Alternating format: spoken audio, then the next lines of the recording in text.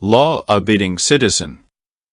Clyde Shelton Gerard, head servant, a Philadelphia engineer, witnesses the assault and murder of his better half and 5-year-old little girl because of 2 robbers who break in his home. Clarence Darby Christian Stolt and accessory Rupert Ames Josh Stewart, leaving Shelton sincerely scared.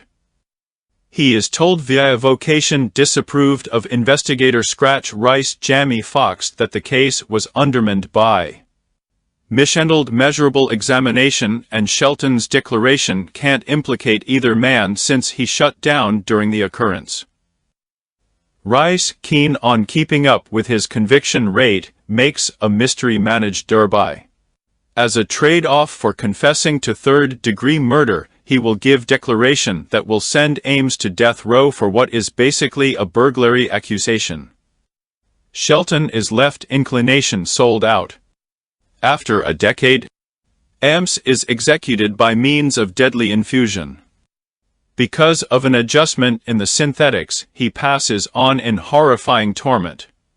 Starting proof prompts Darby, who is made aware of moving toward police by a puzzling guest who lets him know where a gun he can use for his potential benefit is.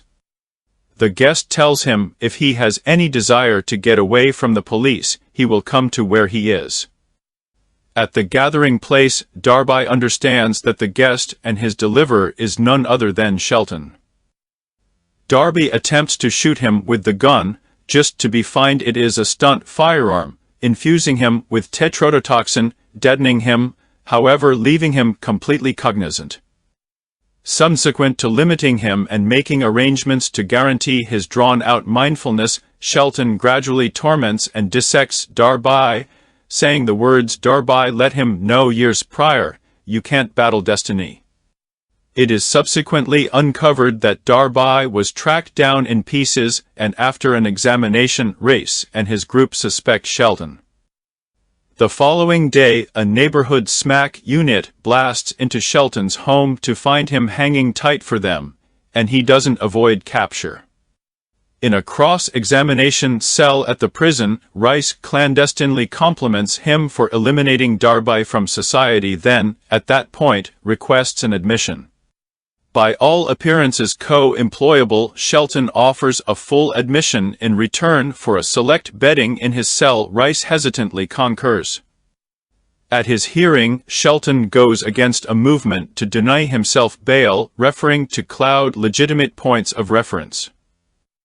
Judge Laura Birch Annie Corley, who likewise managed at Ames preliminary, concurs. However, Shelton dispatches into an outburst against the court's inclination for lawful details over equity. He is eliminated for disdain of court. Subsequent to accepting his sleeping cushion and conveying the admission, in which he admits not exclusively to killing Darby yet additionally to having modified the deadly infusion synthetic that made Ames' passing anguishing. Shelton deals to give the area of Bill Reynolds, Richard Portneau, Darby's lawyer, who was accounted for missing 3 days prior, as a trade-off for a costly fancy meal from Del Frisco's to be conveyed at definitive leap. Alongside his iPod.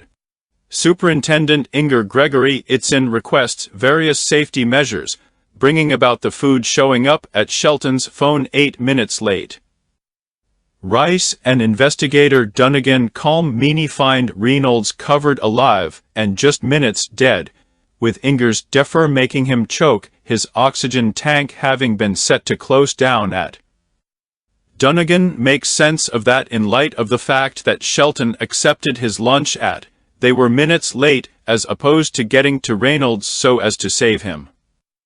Shelton and his fellow prisoner, who had taken steps to hurt him in the event that he would not share, have the fancy meal together. Shelton then kills him by utilizing the steak T-bone as a blade. He is shipped off isolation.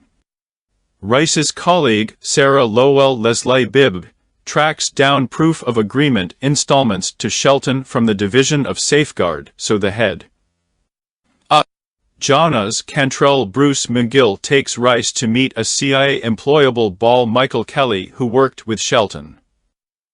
They learn Shelton was once a CA mind working in a dark operations think tank on unusual strategies for killing targets. Winnie advises them to accept that he can see them and hear them consistently. He is continuously watching.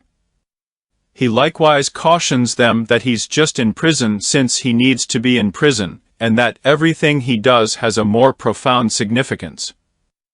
At the point when Rice asks how they ought to manage Shelton, Winnie encourages them to stroll into his cell and put a slug in his mind. Any other way they can't stop him. As he leaves, he says, "In the event that Clyde needs you dead, you're dead." Camouflaged as a janitor, Shelton plants a wireless enacted napalm bomb in city lobby, wanting to kill the chairman and anybody going to her gathering.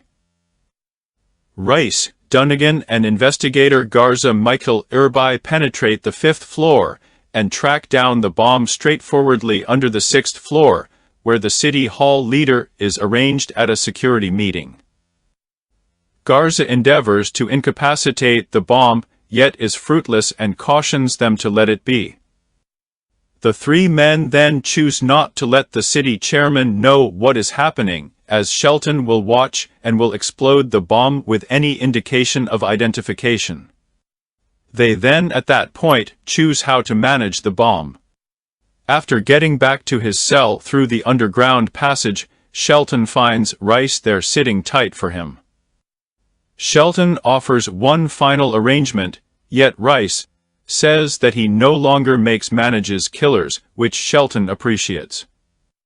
Rice tells Shelton that in the event that he explodes the bomb, it's a choice you'll need to live with until the end of your life.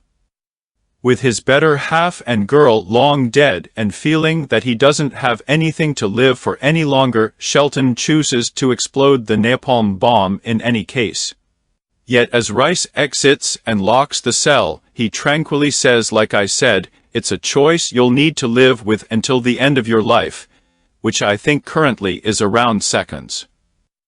He then starts to escape the structure.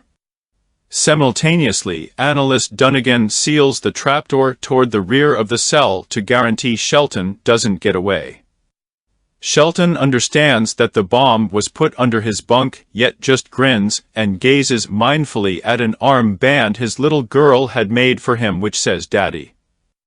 The cell detonates, with the last shot of Shelton alive being of him turning upward with a nearly fulfilled articulation.